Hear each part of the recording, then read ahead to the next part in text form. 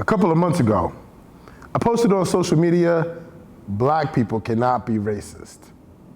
And a friend, an ally, hit me in a back channel and asked, why can't black people be racist? It was honest, he was being real. I never responded.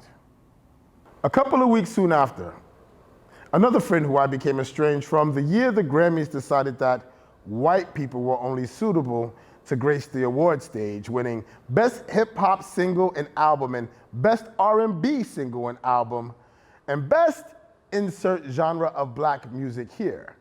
No black person won a Grammy that year. I made a comment about black people going back to the drawing board to create another genre for white artists to appropriate and steal. And my friend and I on social media got into it. She later hit me up after reading an article about the Netflix movie Bird Box is how white people view racism, blindfolded, feeling around in the self-imposed darkness. She asked if this type of racism she is noticing has always been around and was she just being blind? She asked for my view of things and I never responded because the summer we realized every 28 hours a black person is murdered by a cop or white person policing blackness. Roger Williams University invited me to speak about racism, the bloody summer, and how this may affect black students returning to class. Out of the whole student body, the room had maybe 200 seats. Half of them were filled with LGBTQ. Notice the missing G. Maybe 10 males. Other than the norm, 2 were black. The professor announced to me made mention to, who do you not see in the room? The answer, black men. Why do you think black men are not in the room? Because they are living this every day. Not to say that black women are not living the normalization of white Americans destroying black bodies, but these are the paraphrased words of the host. Me answering any of those aforementioned questions is what now formally is called, drumroll please, emotional labor. Emotional labor is the process of managing feelings and expressions to fulfill the emotional requirements of a job. More specifically, workers are expected to regulate their emotions during interactions with customers, coworkers, and superiors. Not that any of these people are my customers, coworkers, or superiors, but I would have to break down criminalizing race, poverty thinking, redlining, hereditary wealth, and proximity to whiteness in order to even begin to break ground on the foundation of racism. Add in, sleep is my only opportunity to escape this reality. It's exhausting. I am not interested in educating one person 10 questions at a time. I used to be in that altruistic space of we shall overcome outcomes, but because of exposure to daily doses of microaggressions, black erasure, and accidental racism, for my own psychic protection, I must view all white people guilty of racism until proven innocent, and the burden of proof lies on you. There are a lot of events, social gatherings that require a public appearance, and I fail to attend simply because, well, basically there are no safe spaces for black people in white America. Let me explain. White is the norm, meaning a white person can pretty much go anywhere in the country and without searching, find other white people. Historically, black areas, corporations, or groups not sanctioned by the government or status quo imposed segregation, those exclusively black spaces were infiltrated, destroyed, or gentrified. This anti-black reality is traumatizing. The performances I create, which may move culturally different people to empathy, for me, is therapy. First and foremost, I create for me. I need to move through my shit first. The fact that people get something out of my personal ramblings and writings is awesome. And if this is the case, which I suspect it is, I should be getting paid for the emotional labor. You are voyeurs to me working through the traumatic experience of being a black man in America, and I should be getting paid for it.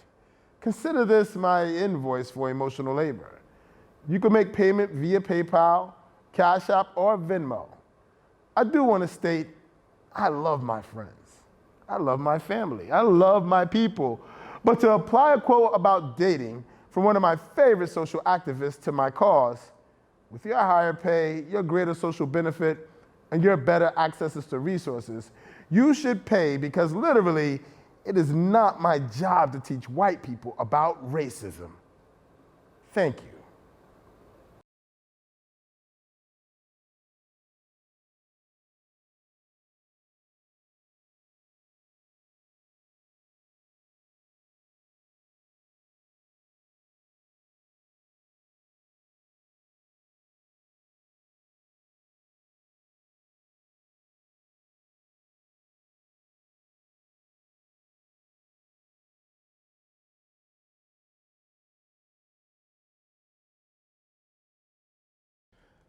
Oh, say, can you see by the dawn's early light? Imagine you had a normal life. Yesterday you worked the farm with your mom. Your sisters gathered yams while the men were out hunting. Last night, the tribe gathered around the fire while the naming ceremony happened. The dances, the mass, the secret societies, each with their own specific ritual movements. The drums, the begging of Shango into the entry of the knowledge of the heavens, and the dances praising Oshun. You learned your new brother's name. Oh, say, can you see by the dawn's early light the first slave ships leaving Africa bound for Santo Domingo, La Isla Española in 1501? What so proudly we hailed at the twilight's last gleaming. Imagine being sardine packed, head to toe, rocking back and forth. No movement, no bathroom breaks. You relieved yourself where you lie on a Brown Brothers slave ship to Sally, where your brother 5 days ago slept chained next to you is now 2 days past, reeking the rot of never waking up again. Whose broad stripes and bright stars? The women who feed and water you, where the cat of nine tails stripes from refusing the advances of their captors. You laugh and joke about how the stars from clubs and fists and lions hit harder when going through the rites of adulthood. Through the perilous fight, over ramparts we watched. And you pray to Abatala and Yemaya in the mother tongue, and you recall Makoma, the bravest of them all, and how he had to ask Anansi for help. Makoma, the greatest of them all, had to ask Anansi, the wisest of them all, who can escape any trap, for help. So you ask Anansi for help. And the rocket's red glare, the bombs bursting in air. And Anansi answers your prayers. You finger loose a nail from the floorboard. You pick your locks, and now you're free to overtake the ships. You and all of the other Africans quickly learn how to use guns and kill everyone on board except Captain Aesop Hawkins, the navigator, and the steward. Longing to get home, you use the stars to navigate back to Africa at night, but the days are longer, and the 3 white men left living lead you to Virginia. Gave proof through the night that our flag was still there. And colonization didn't just take Africa. It took India, the Caribbean, all the way to the southern parts of South America. And being black became criminal. And being black became ugly. And the coin of history could be tossed to land on either side, the right side or the white side. And even those lines were raped blurry. Oh, say does that star-spangled banner yet wave? And for 400 years, ancestors rebelled and rioted, protested and picketed, wearing signs declaring, I am a man, writing poems declaring, ain't I a woman, and artists created cultures and genres like blues, country, jazz, and hip-hop. And black men fought white men wars from civil to Afghanistan, and black women breastfed white children, and black children did the work of black men, and black men did anything they could to prove that they was just as strong, just as smart, and just as worthy. But policies like the 1933 housing bill called the New Deal to the 1944 GI Bill made sure that your children would not be able to collect hereditary wealth, leaving them disadvantaged just because of skin color.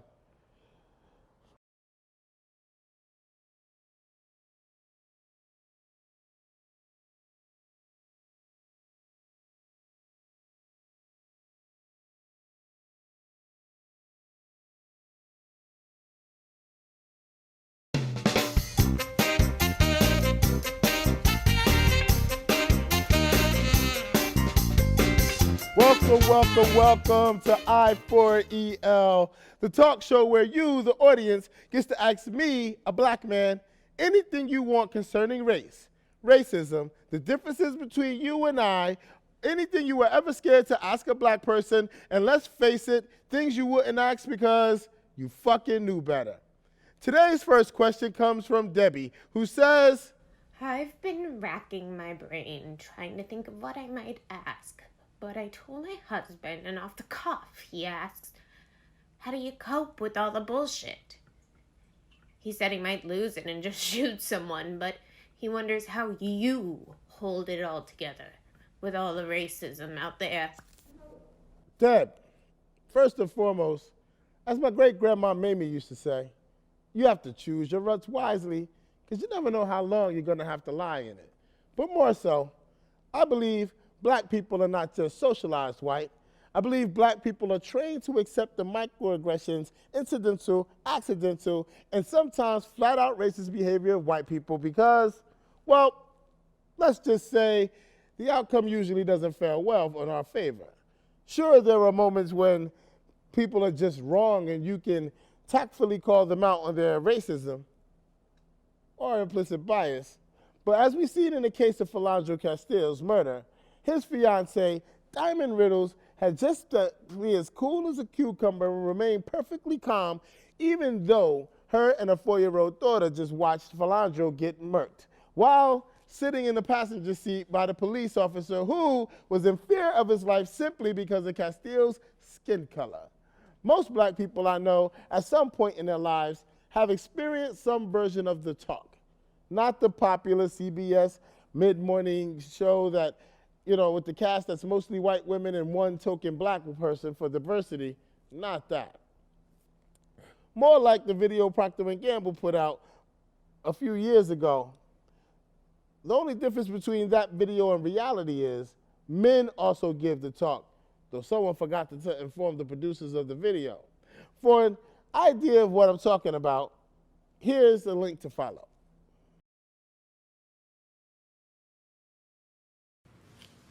Who said that? The lady at the store. That is not a compliment. Listen, it's an ugly, nasty word, and you are going to hear it. Nothing I can do about that. But you are not going to let that word hurt you. You hear me? There are some people who think you don't deserve the same privileges just because of what you look like. It's not fair. It's not. Remember, you can do anything they can. Difference is you gotta work twice as hard and be twice as smart. Come straight home after practice. You got your ID? Oh, guess I stopped you. How's your review? We're good. You good? Yeah, you see? We're good. Okay. Good. Now, when you get pulled over, I'm a good driver. Okay? baby, Don't worry. this is not about you getting a ticket. This is about you not coming home. I'm gonna be okay. Right? Okay.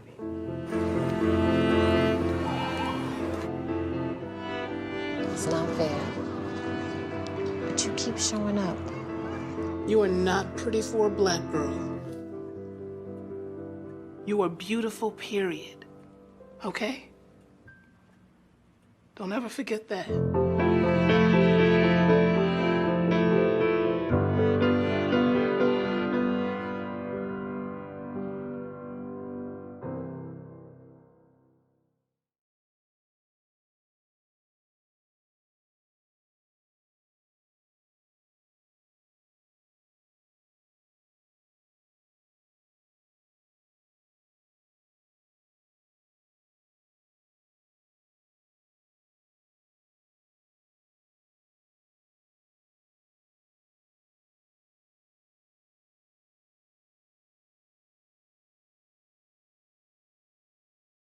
The other day I had to get something from CVS in Pawtucket.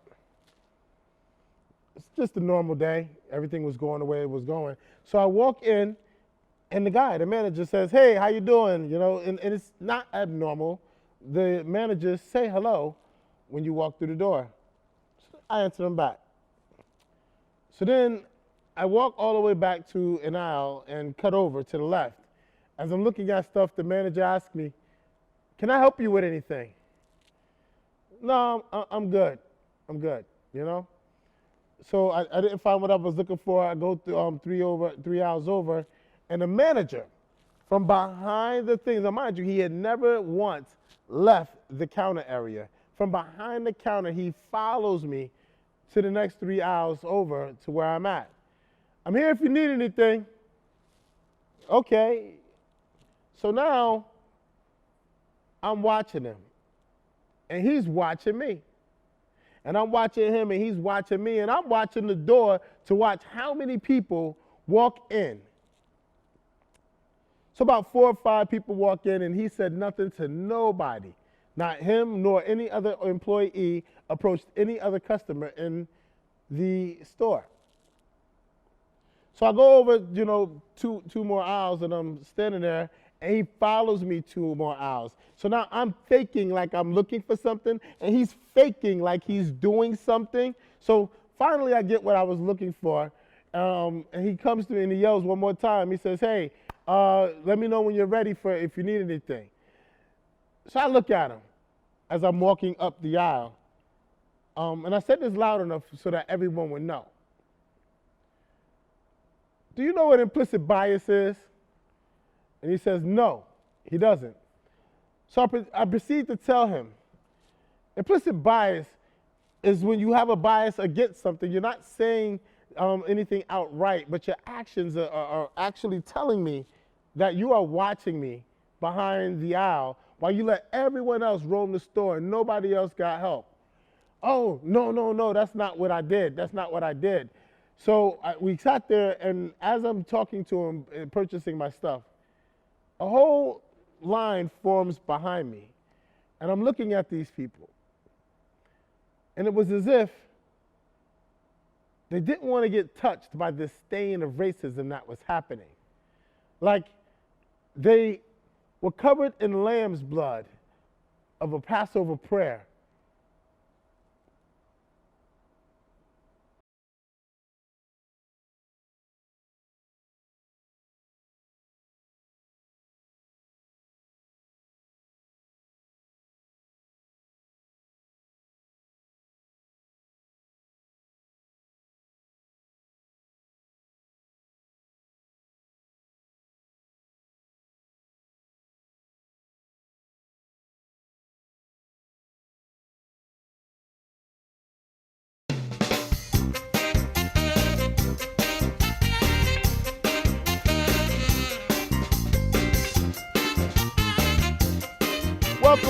Welcome to I4EL, the talk show where you, the audience, get to ask me, the black man, anything you want about race. What is racism?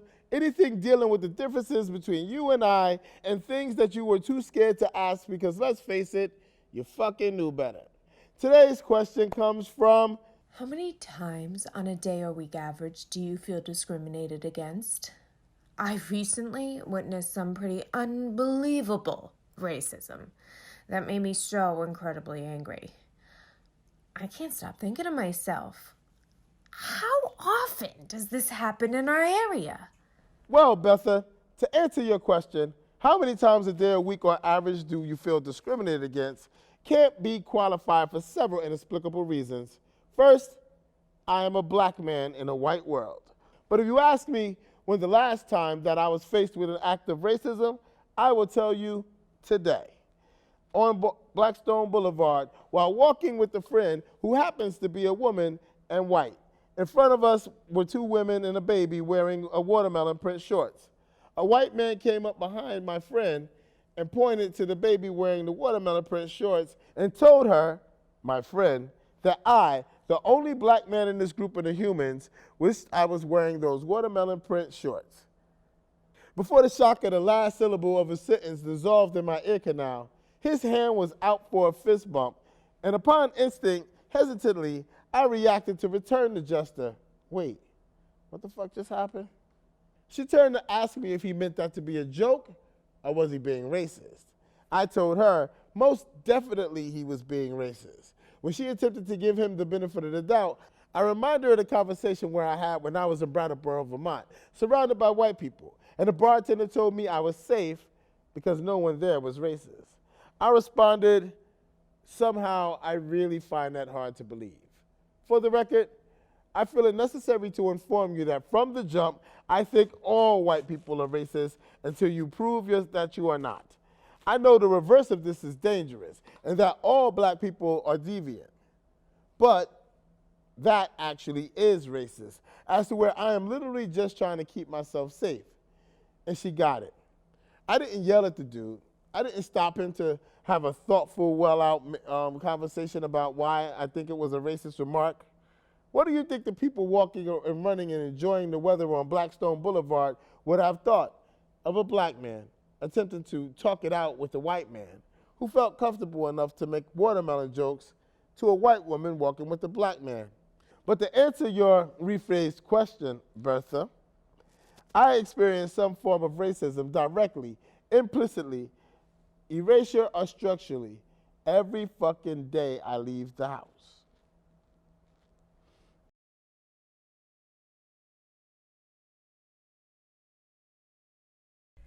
Sit your punk ass down. Get your ass out of here. Negro, please. Summer rain, sun shining, plops of water kick up red dust. Tadpoles and puddles were playthings. I used to watch the rain walk the road from the top of hills, pinging rows of cotton tins while eating peanuts straight from bushel. Cousins could step barefoot. Heat from Tar Road proved too much for inner city souls. These were my summers. Uncle Bill would be the one to tell me this place is not my home. I welcomed the rain. Blop, blop, blop while wind beats drum rolls on fourth floor window. I perched patiently waiting to splash puddles with 2 feet on days mama wouldn't let me out to play. I did not know I was poor. Cheese doodles were 25 cents. I always had a jingling pocket uncle. Grade A's were not enough to stop neon sidewalks or Central Ave shine. I stood awestruck as Cook at East Orange Diner made wood floor bounce quarters high enough to catch at waist. This was home, a cacophony of skin colors where Russian and German immigrants met, married, and called me godson. Uncle Eric is from England, Aunt Jean, India. I got family who cooks curry, eat dosas with coconut chutney. Uncle Marty could have been Polish, Irish, or Italian. But as long as he was alive, I had a ride to anywhere. The rain, back in these days, didn't wash away words of hatred I hated hearing. The rain, back in these days, was a joyful noise, a child's song.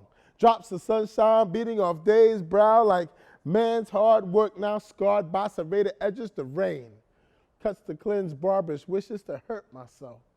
My lineage, butterfly wings I wear like an angel, beautiful yet can't sustain self-inflicted expectations in Judas' world. I'm kissed every waking moment by happy times past. Clara Jones and Maddie Hayes did not raise May Dorothy so she could have children that called the South home.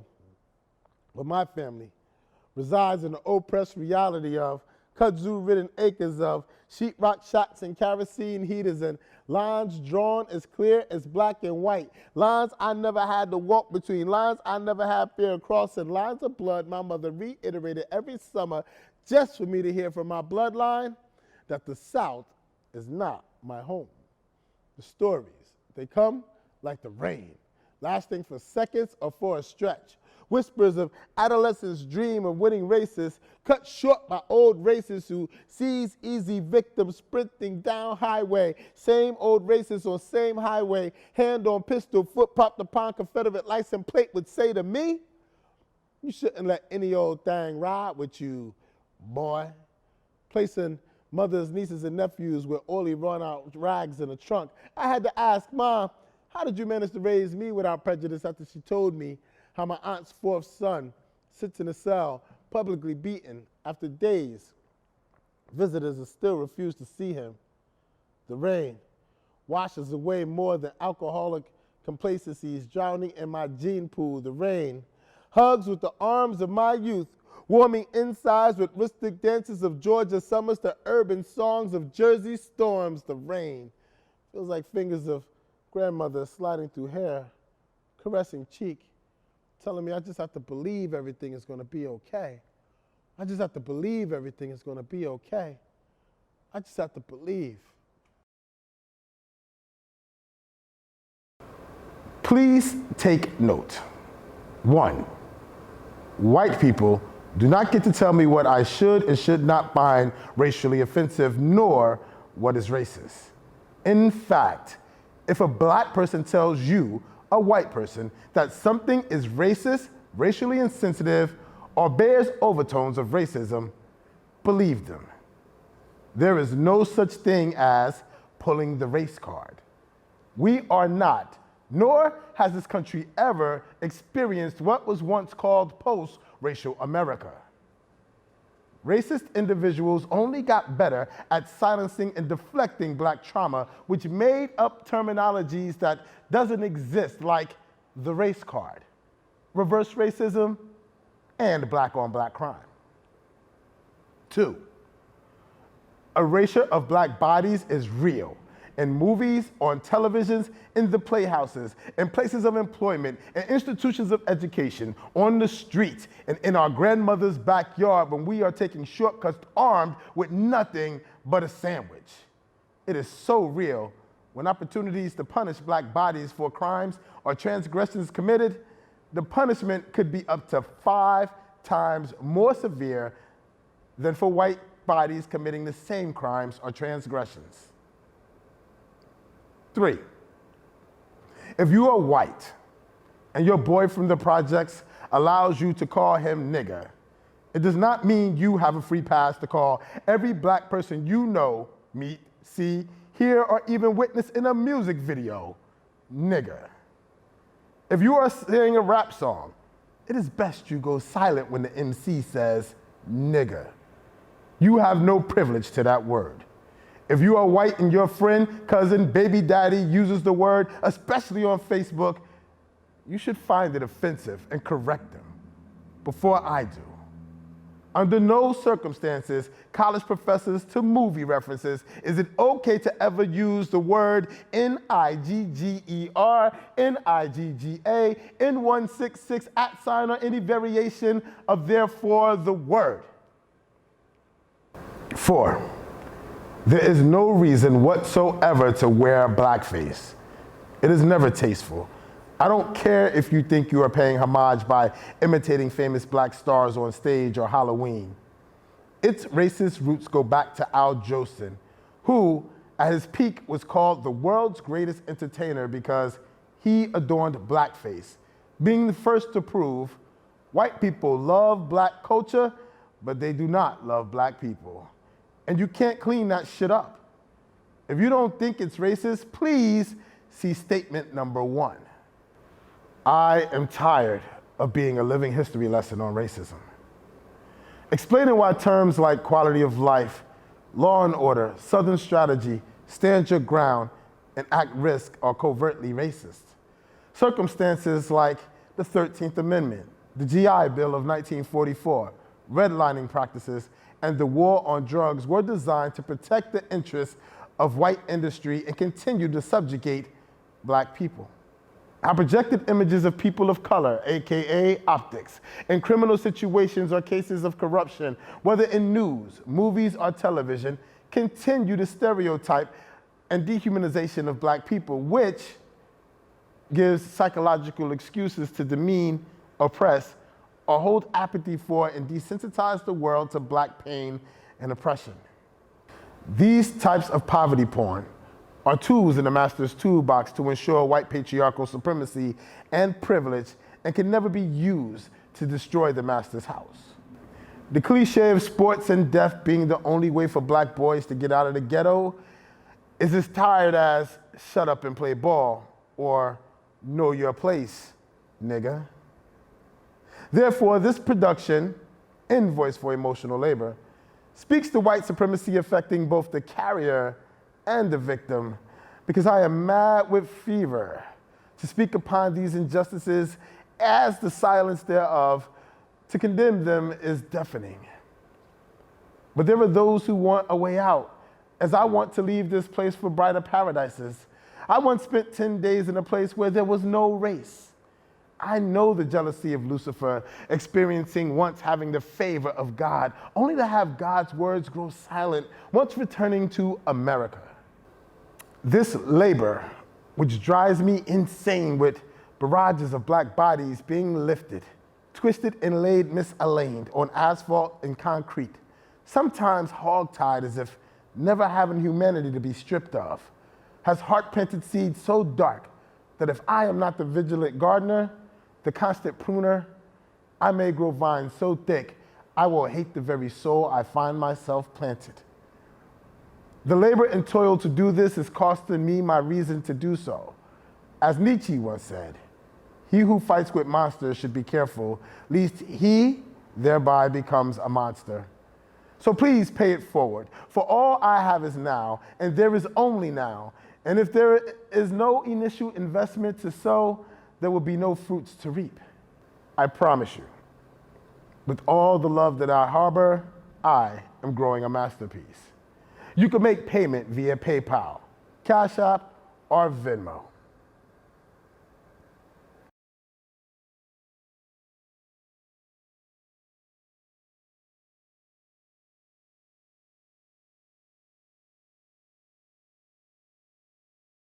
I don't know where I heard it, but someone once told me that when you start your day, start off with 2 cups of coffee. The first one, light and sweet. Add cream and milk, honey or sugar.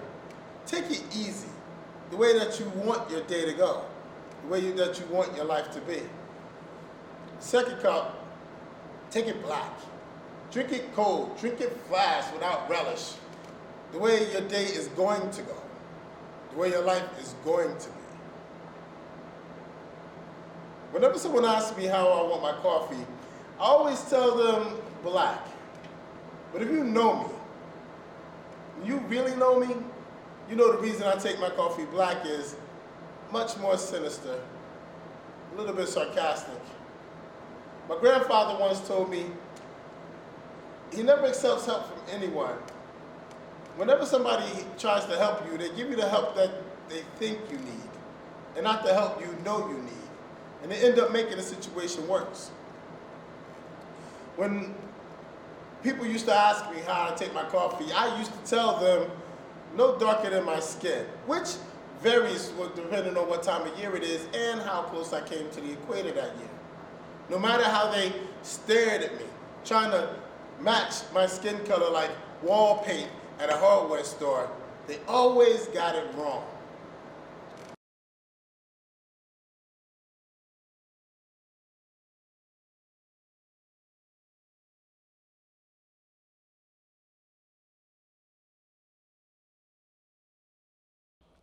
Watching Beloved only reminds me of how disconnected and removed I am from my kin. I posted on social media how I miss black people, and some of my white friends responded in that we're all the same tone. I don't knock that, but you don't know what it's like. My great-grandmother told me stories of what it was like to be a slave. My grandmother lived on the land my great-grandfather purchased when he bought my great-grandmother's freedom. My mom moved to Newark, New Jersey because, in her own words, I refused to raise children in the Jim Crow South. The black people I grew up with around me had stories, pride, owned businesses, were politicians, gathered and shared family stories. I'm not ashamed to say I have pride in being black. So much pride, I am ashamed of the nigger shit I see on a daily. Black Panthers patrolled my neighborhood as a kid. The women gathered for Tupperware parties, but that was code for them getting together to sit their children at their feet. My Aunt Willa started the meetings, talking about the system. Never allow yourself to get caught up in the system, she used to say. Once they got you, that's it. My Aunt Bessie used to call me up every year on my birthday to give me that man of the house speech. She told me, as a black man, I have to work 3 times as hard to keep my job. I could never be late, and no job was worth my dignity. I was the man of the house, even if my mother had a boyfriend or not. Everyone in my neighborhood had roots in the South. We all grew up the same. We were the same. This shit I'm dealing with now.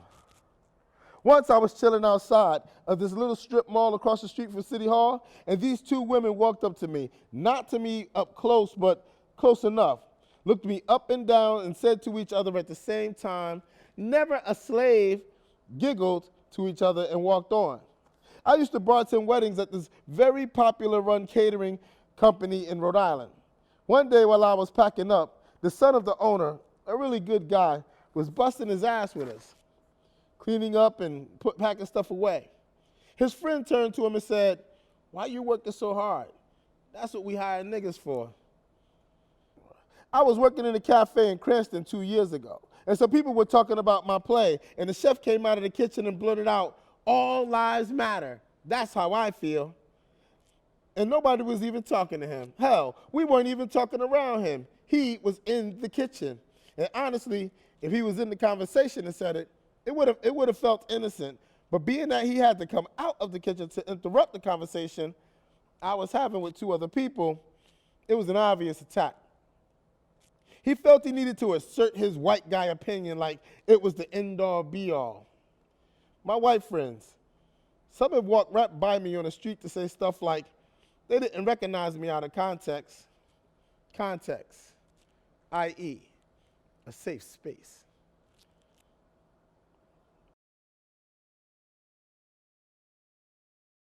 Yesterday, I forced myself out the house. I was contacted by someone a couple of days prior to meet with them to bring black men to Shad Brown's after-school program to meet young black boys. The meeting was in mid-afternoon. I knew if I didn't leave the house by 10, I wouldn't have made the meeting at 1. That's how depression works. That's how anxiety works.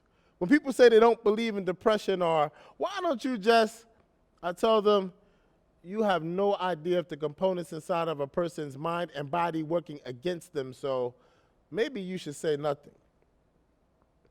There was a showing of The Green Book, a virtual short documentary and a talkback at the Old Parishable Theater.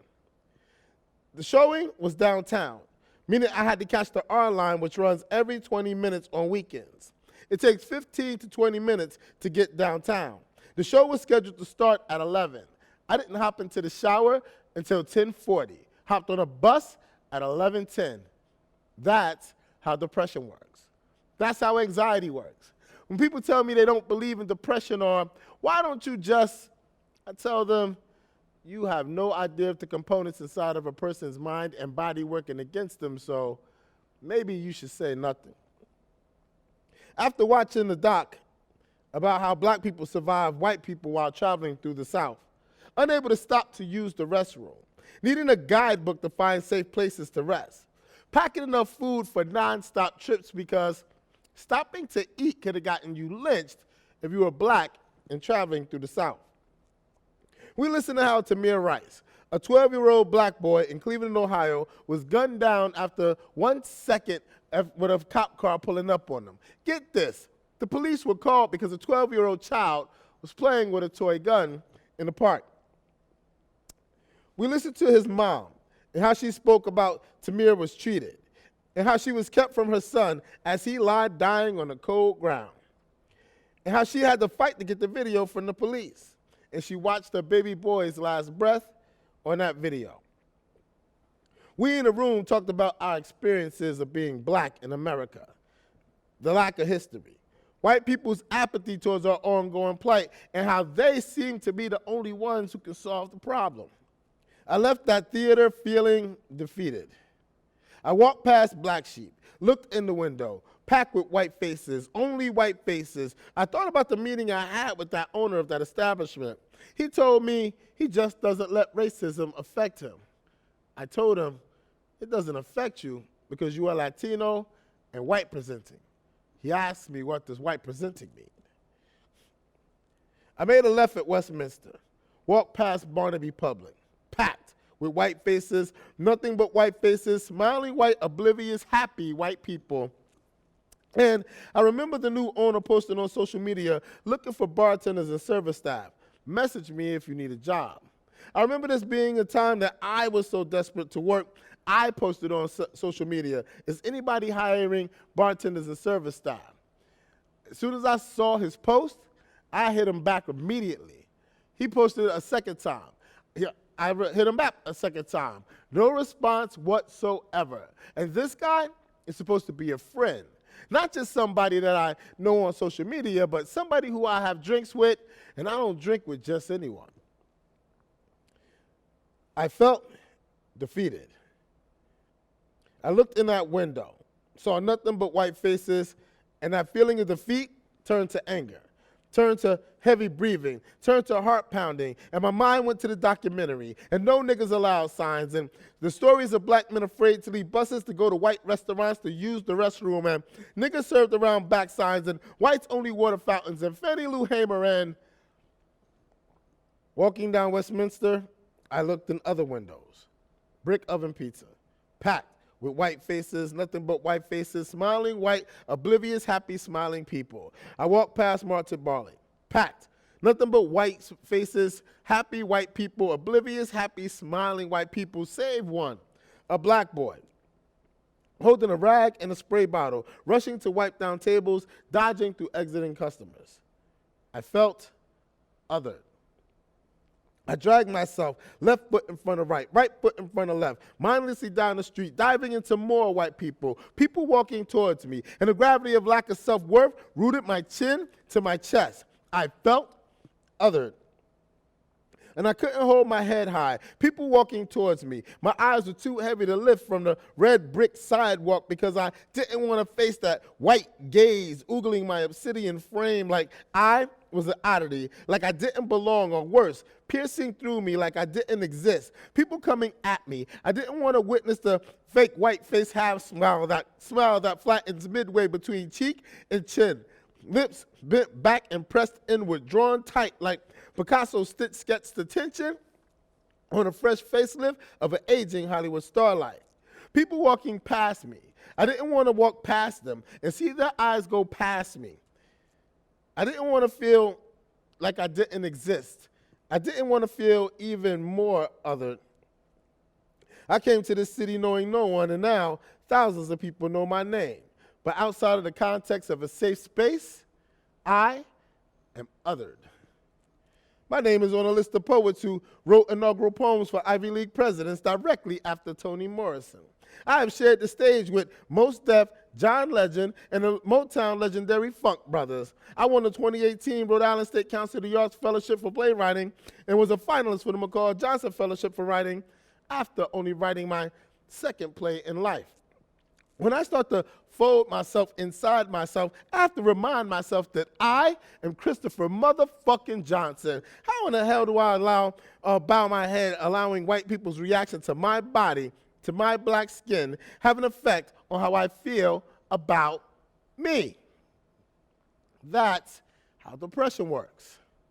That's how anxiety works. My only thought was to get out of the public eye. This was violence. Happy, oblivious, smiling white faces ignoring my presence, othering my black skin is violence. Not acknowledging me as a person is violence. Not seeing me as a human is violence. I zigzagged through downtown, thought of all the numbers I could possibly call who would understand this unknown red and purple and green that I was feeling inside. I called my main man Don to no answer. I called people back in Jersey to no answer. I thought I needed a safe space, but where in Providence, Rhode Island, is there a safe space for black people? I thought of Michael Van Leesten and how this city up until Friday only had 2 monuments acknowledging black people, and now we have 3. I went to the Michael Van Leesten walking bridge and tried one more number to call, a close friend, a Navy vet. He picked up, and we talked as I walked to the bridge. There was a red-tailed hawk circling the bridge. I looked at that as a divine sign, as a beacon of hope. The red-tails were black fighter pilots who some say were the reason America won World War II. The red-tails, commonly known as the Tuskegee Airmen, protected the bombers on dangerous missions as they flew over Germany. They were so good at fighting off the enemy, they were preferred and requested over white fighters. On this bridge, I felt protected. On this bridge, I felt watched over. I felt I could even let my guard down and cry if I wanted to, but I had a meeting to go to, and this meeting is why I exist in this moment. This meeting and these experiences living up to this meeting was my dangerous mission. This is why I'm in Providence, to drop bombs. Imagine young black boys from Chad Brown growing up here with all these smiling white faces ignoring them, refusing them work while calling them friend, elevating them for their talents only to make them feel alone, worthless, and othered, after microaggression after microaggression. This is a place where within 3 miles from Central Falls to Cranston border of Providence holds 80% of the black population of the state, and yet only 3 monuments to acknowledge their existence of black people. I don't have time to be depressed. I don't have time for anxiety. I don't have time for the components of my body and mind working against me, so when I'm depressed, you should say nothing. Maybe pick up the phone when I call. Acknowledge me. Truly acknowledge me. Meet me for coffee and provide a safe space, or a space as safe as it possibly can be.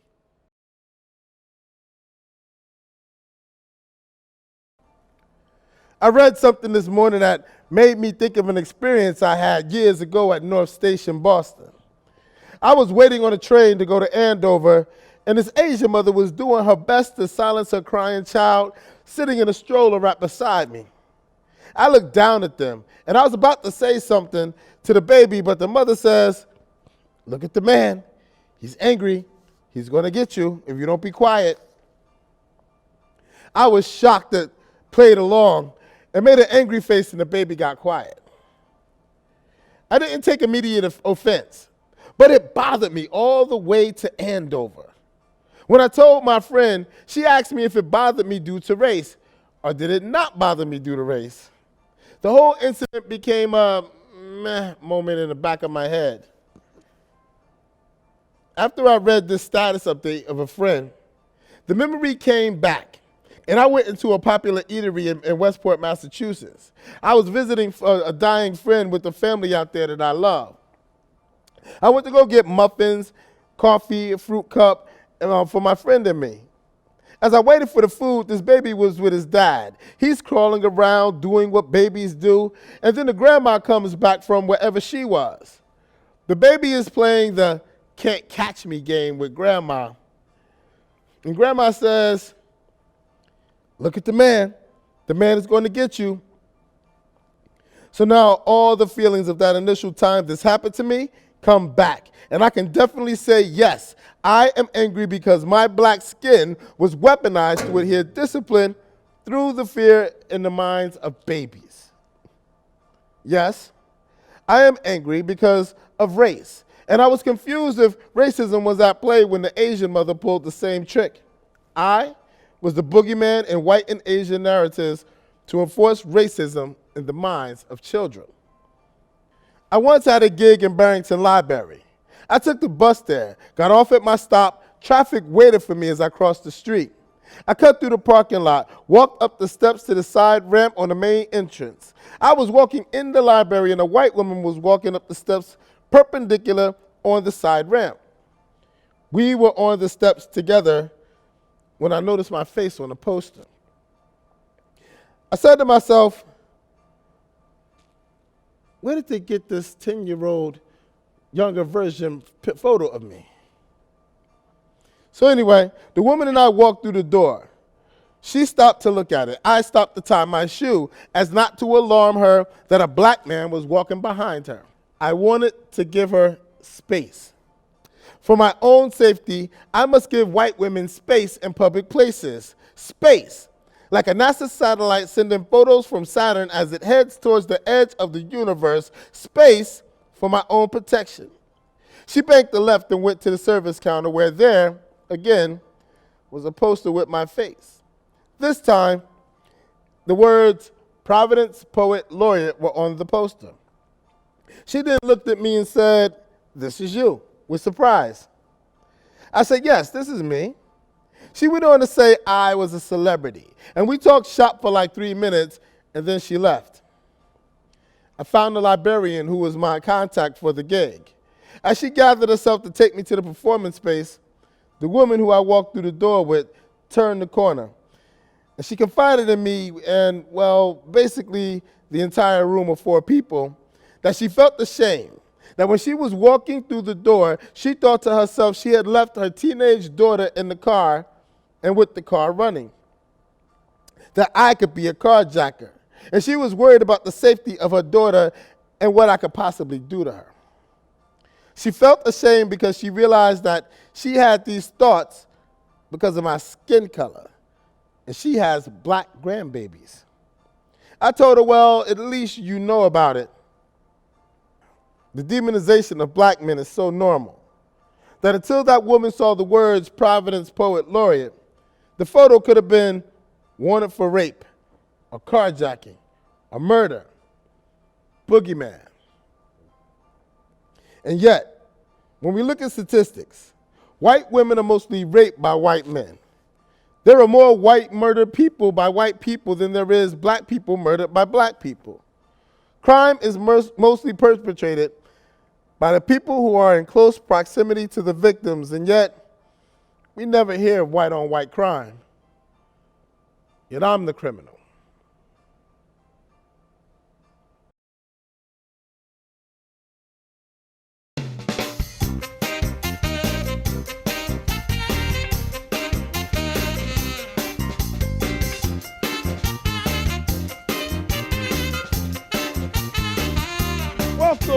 Welcome to I4EL, the talk show where you, the audience, gets to ask me, the black man, anything you want concerning race. What is racism? Anything dealing with race and the differences between you and I, things you were just too scared to ask a black person, or, in short, all those racist questions you didn't ask because, let's face it, you fucking knew better. Our next question comes from Allison, who seems to be a little peeved at one of our previous answers to a question. Allison writes, So, you are telling me that it is structural and institutional racism causing someone not to finish school, knock up multiple women, sell drugs, join a gang, and just make bad life choices in general? It's all the white man's fault? I, nor any other white person that I am aware of, is responsible for anybody else's bad life choices. How about stopping the blame game? Well, to answer your question, Allison, yes, that is exactly what the fuck I'm saying, Allison. And furthermore, it's proven. But you hit the nail right on the motherfucking head. Less opportunities, less resources. Poor living conditions lead to poor decision making and poor cognitive processing. Shit. Animal Farm teaches that by keeping the disenfranchised underprivileged, you maintain a higher standard of life while exploiting those up under you.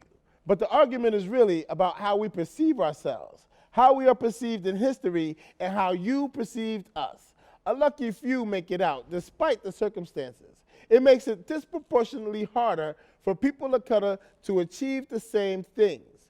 Furthermore, your comment about knocking up multiple women, joining the gang, etc., also is derived from a very clear bias and stereotype about people of color. And yes, as part of Jim Crow and after slavery, people of color were forced into ghettos and remain there to this day, more systemically impoverished and kept out of the dominant systems of power and opportunities. Yes, we have many strong, intelligent, brilliant people of color. But the representation of people of color remains so much with the stereotypes you just called upon. But by your own perception of black people, imagine doing everything right, perfect grades, never been fired from a job, clean shaven, dressed cleaner than the clap doctor on Sunday, and the preconceived notion is that of the status quo of who you are as a person and those stereotypes. You are being judged by the color of your skin in an interview, or in a classroom, or in public spaces. You are treated as an object of fear, seen as a criminal simply by existing. I find your responses apathetic, and probably because of the privilege of how you can perceive yourself. I think the term that applies here is accidental racist. You don't mean to be, you just aren't trying to fix the problem either. Just continue benefiting from skin color, the same thing that could get me killed. That is a huge gap. Who is to blame for that? But here's a question for you, Allison. Do you acknowledge the fact that being born in white skin in America gives you more privilege than me?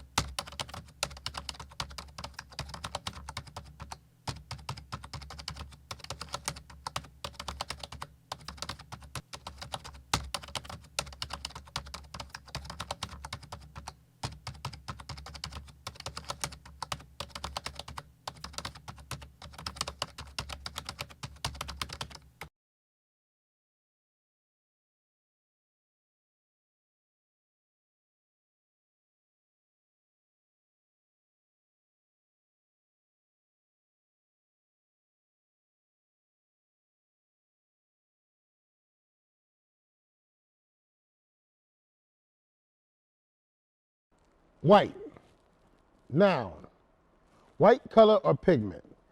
Garnet red flowers flecked with white. Whiteness, noun. The property or quality of being white, i.e., a landscape dominated by the whiteness of snow.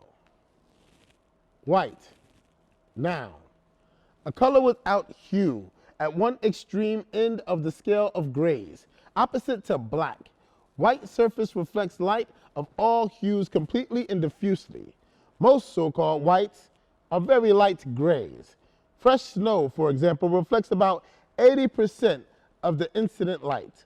But to be strictly white, snow would have to reflect 100% of the incident light. It is the ultimate limit of a series of shades of any color, a hue completely desaturated by admixture with white, the highest value possible. My mentor, brother, uncle, friend, has this thing about white people who live in their whiteness. He says, white people don't actually exist because whiteness is a pigment of our imagination. So white humans who live in whiteness, he refers to them as pink people. By the way, he is an Italian-American Vietnam veteran. Whiteness, noun. The fact or state of belonging to a human group having light-colored skin, i.e., whiteness was defined as both racial and regional characteristics.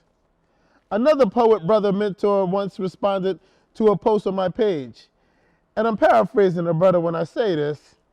When will people of color, specifically black people, stop comparing and concerning themselves to and with the thoughts, words, and standards of people living in whiteness, i.e. white people? I realize I make a lot of people uncomfortable. One night I had a friend question a state that I hate white people, casually while we drank in the back patio of a bar.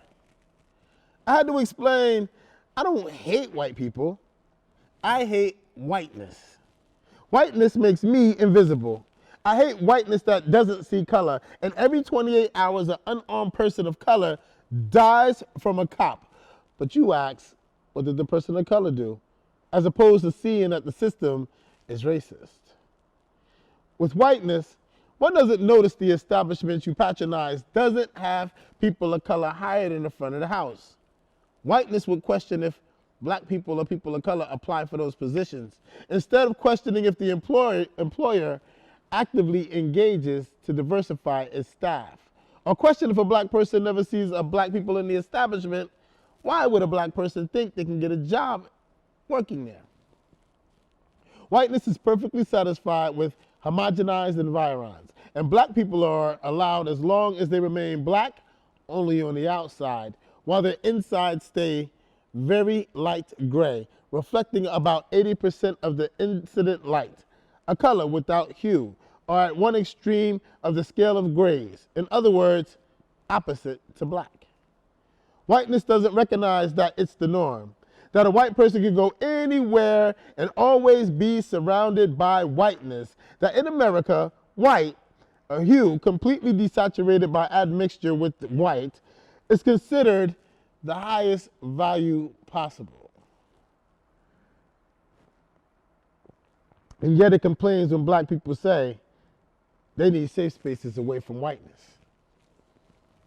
I never saw my friend again after that night, but we chatted via social media. I believe they took me for face value. I believe we are still friends. White, noun, a color, the condition or quality of being white. Whiteness. Whiteness, noun, the quality or state of being white. Another friend saw my statement of hating whiteness as hating her because I hate whiteness. I tried to explain the term whiteness refers to specific characteristics of privilege, of not acknowledging privilege or acknowledging privilege, but with apathy. Whiteness excludes allies and accomplices. Without pointing to her identifying with her whiteness, I said, I think the language, terminology, and lexicon gets construed. It's like, at one point in time, I had no idea the term red-blooded American excluded me. I used it all the time until I found out it was exclusively whites only, heterosexual men. Specifically, white people considered common who fought against the blue bloods. She replied, don't sugarcoat shit. You said you don't like whiteness. What the fuck does that mean? So I responded, first, I don't sugarcoat shit. I say what I mean and mean it no matter how it comes out, and the information is yours to believe or do with what you want. But whiteness, it's not white people per se. Whiteness is a type of white bullshit that excludes people of color, that gives racist behavior a second and third and fourth chance, then an excuse after that. Being born with the white skin doesn't include you in the whiteness category, unless that's what you want. Excusing police officers for murdering unarmed black boys does include you in whiteness. Calling police because a 9-year-old black boy is in a playground playing with a toy gun is whiteness. Calling police because a black man is on a cell phone in Walmart talking angrily while holding a BB gun is whiteness. Not realizing or being fully aware that calling police on a black body, which will get them killed or that black body dead without question of guilt or innocence, is whiteness. Calling police on a black folk for barbecues, for selling bottled water, entering a building, or taking a nap in a college dorm communal area. Calling police for black people using an Airbnb includes you in the whiteness. There is a huge difference between being white and whiteness. But in short, weaponizing your discomfort around black people or people of color, for me, is a sure sign of whiteness. But I had a thought. It's not really my job to teach white people about racism. So I went to social media and crafted an inquiry. Dear friends, who just so happen to be white, if you know the difference between having white skin and whiteness, please explain in the comments. This is very much needed right now, not just by me, but everyone should know the difference. Sincerely, Christopher. And social media did not disappoint. And I quote, "Whiteness is the complete assimilation of culture and the abandonment of your native culture to reap the benefits of systemic racism. This includes loss of language, traditional clothing, cultural religious symbols, and many other things which cause other people to give pause when they look at you. It also means you've invested in a system at the expense of others who cannot. White skin is a physical characteristic. Whiteness is a cultural attribute. White skin is mere genetics. It does not extend to the brain or the soul. Whiteness is physical manifestation of white supremacy. It's like a bubble a person can live inside. White skin is the bridge between the idea of white supremacy and the experience of whiteness. Whiteness is privilege. To be so self-centered and so self-satisfied that you are unaware of your privilege because why should you? You are the center of the goddamn universe. White skin is the envelope. Whiteness is the rejection letter inside. White skin is what I inherited from my English and Irish ancestors. Whiteness is putting raisins in a potato salad. White skin is like a melanin. Whiteness is the systemic, legal, and cultural deflection of safety for black people, people of color, and the environment. I see white skin as what covers my body. Whiteness is a violent way of being in the world which supports white supremacy. Ideally, I would say that having white skin allows one to think about the enormous amount of social and psychic real estate that it takes up and how it crowds out others, even when we don't realize it. Where whiteness is anything from ignorance to a pathological refusal to even consider the possibility. I can't opt out of either, but I can work to unlearn and dismantle the ways whiteness shows up for me as I move through the world. I told my friend on social media, there is a difference. And if I am not clear on what the defining perimeters are, a lot could be misconstrued or lost in translation. So thank you for bringing this up to me today. I appreciate your openness to express your thoughts, feelings, and experiences on such a heavy topic. Language is tricky, but awesome too, she replied. My brother Ayaba has this thing he does on social media called America Amnesia, where he points out the obvious, but not so obvious facts that, as funny as they are, they make you think. One time he wrote, American Amnesia. Pretend not to know the benefits of being white in a country invented by white people for white people. America Amnesia. Forgetting the same people who labeled us niggers, labeled y'all mix, Guidos, and kikes.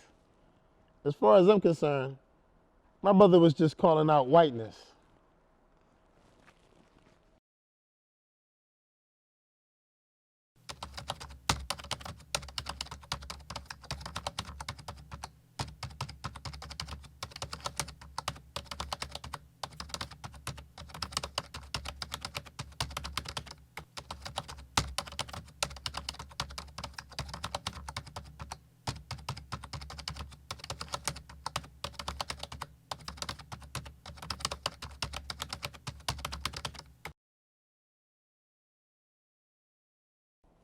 I really did try, you know? I was a good Negro for a while, except that the nice racism of microaggressions, erasure, non-inclusion. I knew my place. I was nice. The Providence Black Repertory Theater Company was a pocket of safety that allowed me my blinders. AS220 for 2 years of my life was like a fast-track GED of college degree and being a bona fide artist, legitimizing my vocation. I stayed quiet when I was allowed a seat at the table. I spoke their tongue before I knew what code switching was. I even laughed at their jokes when I knew they were racist. Granted, none of this was me. None of this past me reflected the old me before or how I was raised. I'm from Newark, New Jersey, Brick City. Well, East Orange actually, but Newark, Irvington, East Orange, Essex County, same city. I might have made mention that the Black Panthers patrolling my streets as a kid, but did I tell you, the old cats used to see us young cats, bored black kids, doing nothing and pass us books to read. Imagine being on your 4th or 5th grade, sitting on your porch, and an adult you know who's from your neighborhood because you see him every day, but you don't know him, right? He asks, what you doing? You say nothing. He goes off and comes back a little later and passes you the autobiography of Malcolm X. That happened. You add in that most everybody you grew up with looked like you, has similar, if not exact same story as you, and family down south. Your neighborhood is your extended family, play cousins, making you call their mom auntie by default. It was the 1970s, so everyone was still banging that Black Power mixtape, singing Black is Beautiful, putting blinders on to exist as a black man with this kind of foundation in the 20th century New England self-segregated city is utterly unacceptable. But I tried. I can't remember what storm it was, whether 5th or 7th in the span of a few weeks, but on February 15, 2014, the news dropped that we would be getting hit with 25 inches of a cyclone snow bomb. Also, I don't know what number white man belonging to a policing organization acquitted for the atrocities like public beating and murder, where the victims were black men, since the first one caught on camera March 3rd, 1991. But the Zimmerman verdict had just been reached, and it still was stinging like mama just broke a fresh stiff leather belt on my ass. On February 26, 2012, a 17-year-old Trayvon Martin took a shortcut through a gated community, armed with a bag of candy, a can of iced tea, a gray hoodie, and black skin. George Zimmerman, a thin 28-year-old white-presenting neighborhood watch coordinator, was caught on the phone, recorded by a police dispatcher, talking through the premeditated murder of the young man. These assholes, they always get away. The dispatcher asked him if he was following him. Yeah. Sir, we don't need you to do that. But Zimmerman had caught the scent of a runaway slave in his mind and was not giving up the hunt. The dispatcher on the other end gently coaxing Zimmerman back to his residence. Sir, where do you live? Should we have the units meet you at your place of residence? But Zimmerman refuses. He requests that the cops call him when they get there and hangs up. 911, do you need police, fire, medical? Maybe both. I'm not sure. There's just someone screaming outside. Okay. And is it a male or female? It sounds like a male. And you don't know why? I don't know why. I think they're yelling help, but I don't know. Just send someone quick. Say stop. Okay. Does he look hurt? I can't see him. I don't want to go out there. I don't know what's going on. So they're sending. So you think he's yelling help? Yes. All right. What is your phone number? Just there's gunshots. You just heard gunshots? Yes. The verdict from that sacrifice was a retouch upon the lessons that the victim's life, providing that the victim's skin color is darker, ain't worth white-presenting freedom. 6 months away from that, we are in court again for another lesson in Black Lives Don't Matter, as if we didn't hear it twice the first time. Michael Dunn, on his way back to the hotel from his son's wedding, stopped to get gas. Simultaneously, a group of young black boys in a vehicle bumping the latest in headbanger airwaves above decibels comfortable for a middle-aged curmudgeon also stopped to get gas. Dunn approached the loud vehicle and told the boys to turn their music down, forgetting that he too was once a fiery, loud music playing teenager, annoying the hell out of some middle-aged American just by existing as himself in his truest youthful red, white, and blue-blooded flag whipping in the wind form. The boys responded by turning the music down, but one unapologetically black youth, refusing to pack himself in a space small enough to make this white man comfortable, turned the music back up and yells back to Dunn, "Fuck you!" Dunn, the adult in the situation. Dunn, supposedly leaving his son's wedding. Dunn responds to the youth's rebellious declaration by miraculously producing a 9mm pistol. Pop, pop, pop, pop. Pop, pop, pop, pop. 8 shots fired, 2 of them hitting the young rebel Jordan Davis, killing him. And now 6 months after Zimmerman's acquittal, the same day it was announced that Providence would be hit with 25 inches of snow, we are also hit with the news that Michael Dunn, in his first trial, was blanketed in the safety of whiteness of America. It wasn't until the second trial that Dunn would get a life sentence for what looked like firing a gun, but leaving 4 black boys alive. Because for the life of Jordan Davis, he again was acquitted. But on February 14th, seeing the drastic difference in my friends on Facebook statuses due to what color skin they bore slapped me sober. I knew that my friends who were white were good people, but somehow, this miscarriage of justice due to race just didn't affect them. Did they not have other black people as friends? Can they not see hundreds of black voices screaming in black type over white screens, news feeds that we are dying and living in pain? I could no longer be a colorblind, can we all just get along Negro. But I really did try, you know? I was a good Negro for a while, but this was the day the blinders came off. A friend of mine was walking through Harlem to her real estate office.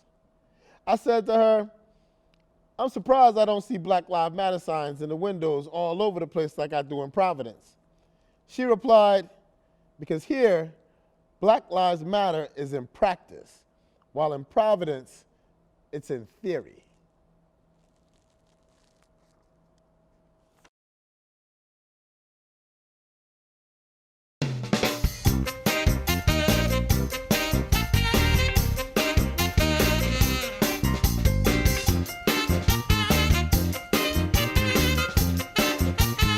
Welcome to I4EL, the talk show where you, the audience, gets to ask me, the black man, anything you want concerning race, racism, the differences between you and I, anything dealing with the differences between you and I, and things you were just too scared to ask, because let's face it, you fucking knew better.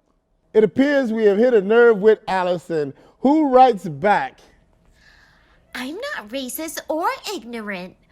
Just because I'm white, you assume I'm racist? How very racist of you. I'm sorry, Allison. Did I offend you? Are you done? Well, allow me to retort. Ignorance, Allison, is just a fact of not knowing. You must be ignorant of something. As smart as I think I am, hell, I want to tip brain surgery because I know my black ass is ignorant of the medical procedures needed to correct whatever defects that make a brain unhealthy. As for you, being racist, well, that remains to be seen. Let me ask, do you accept that your white skin does not impede upon your quality of life, but in many cases enhances it? Would you trade your white skin for my beautiful dark brown, sometimes appearing magnificently bronze godlike in the sun darker skin? Now, on the topic of me being racist, where do I begin? Oh, let's start with black people cannot be racist. We can be prejudiced. We can be bigoted. We cannot be racist. Now, I know you're about to quote Noah Webster's definition of racism. But before you do, consider Noah Webster, though was an abolitionist, believed only white men of property should have command of the English language. White men of property. That would make him a white supremacist, Allison. Do you know what that means, Allison? Let me see if I can put this in a way you can understand, Allison. Racism is a cancer, Allison. Imagine you had a tumor and you had no idea what it was, and you asked cancer to describe the tumor. Cancer is not going to tell you that it is a life-changing event that kills fathers, daughters, sons, and children. It kills children, Allison, innocent of doing none of the things that can cause its growth. It's not going to tell you that it robs people of organs and body parts, negatively impacting the quality of life of its possessor and family members. Cancer is going to leave itself out of the definition or share the brain. He let himself out of the definition and included everyone in his sickness to display his innocence, like everyone can be and is guilty of racism.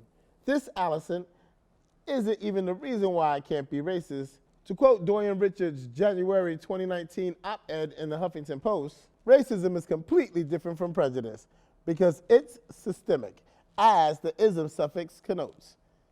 I define racism as a political, economical, or social system in which a dominant race uses its power to oppress others of different races.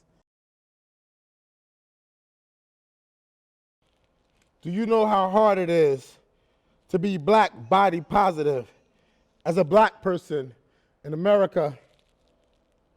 Black body eyes are constantly bombarded with images of bodies that mirror their own, physically abused, manhandled, mutilated by bullets, left dead, uncovered like traditional picnic public viewing. Black bodies stretched bloodied across asphalt by blue uniform, white sheet ghost skins. Black bodies, 2018 Jackson dangling from trees, or Charleston chopped down in church pews as if 4 beautiful black girls weren't Birmingham bombed in Mississippi. Black bodies have been under fire just as long as they've been on fire, but Mississippi, goddamn, won't burn nothing but black bodies. Do you know how hard it is to be black body positive as a black person in America?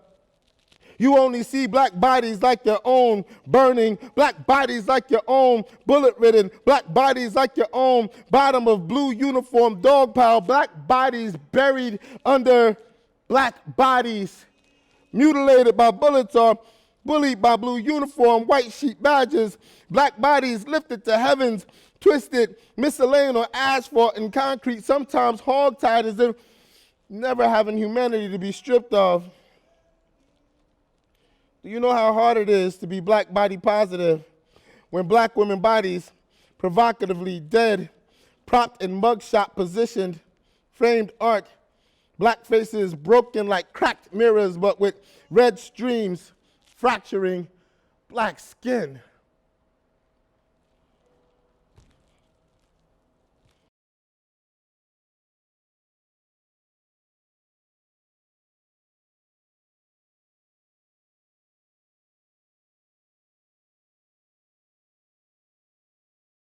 All this emphasis upon black man and white does emphasize something which is here, but it emphasizes it or perhaps exaggerates it, and therefore makes us put people together in groups which they ought not to be in.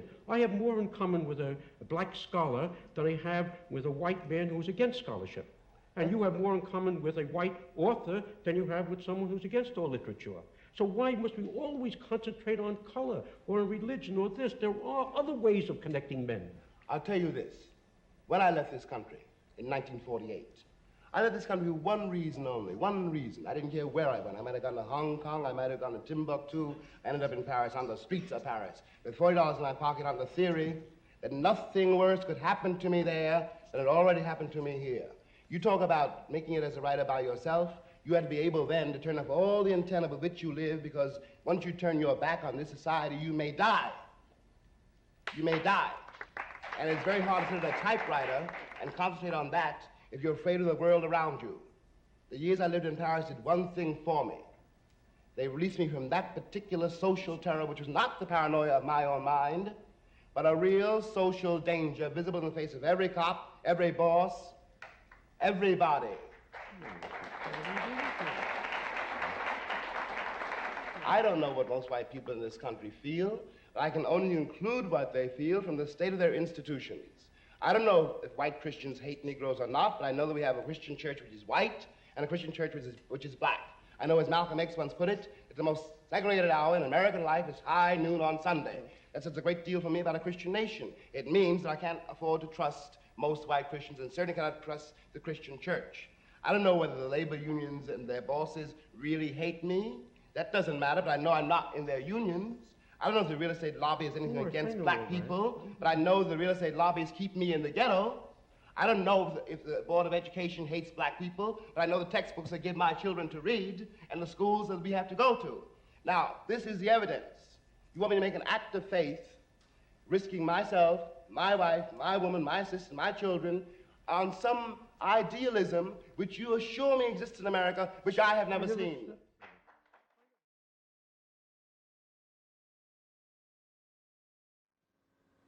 So now you have it. Well, not all of it. It would literally take half the span of U.S. history to narrate, explain, and break down this black man's American experience and perspective. Furthermore, to redefine, decolonize, and rewrite the narratives indoctrinated in your hardwired, lily-white, wonder-bred minds about who we are as black people, who you are as white people, and who we are as people. America has spent far too much time hiding behind the innocence of her inherent goodness, refusing to acknowledge her sins and willful ignorance to protect her white hat cowboy image.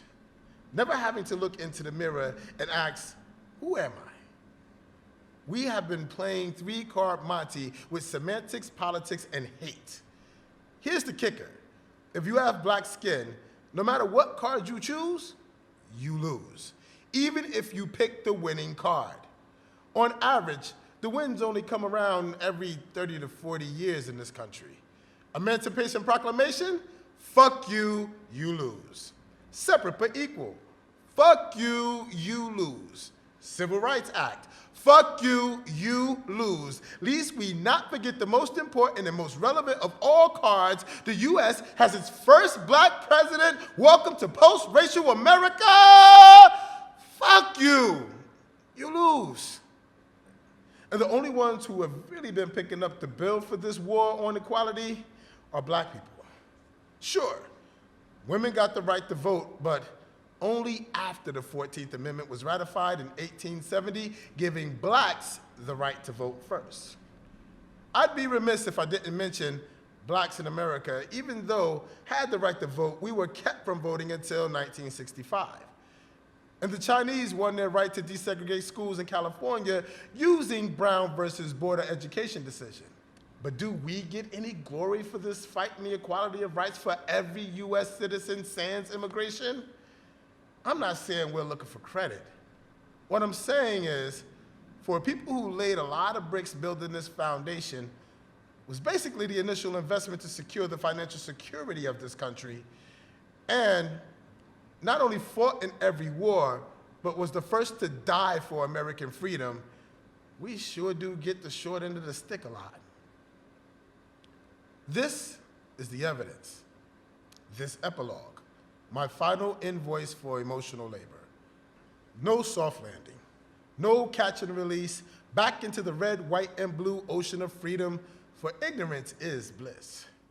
You are now shackled to the knowledge that your inaction to change the present racial climate will perpetuate the arrest and the convictions, the unwillingness for inclusion and diversity, and the comfortability of white people weaponizing being uncomfortable around black people.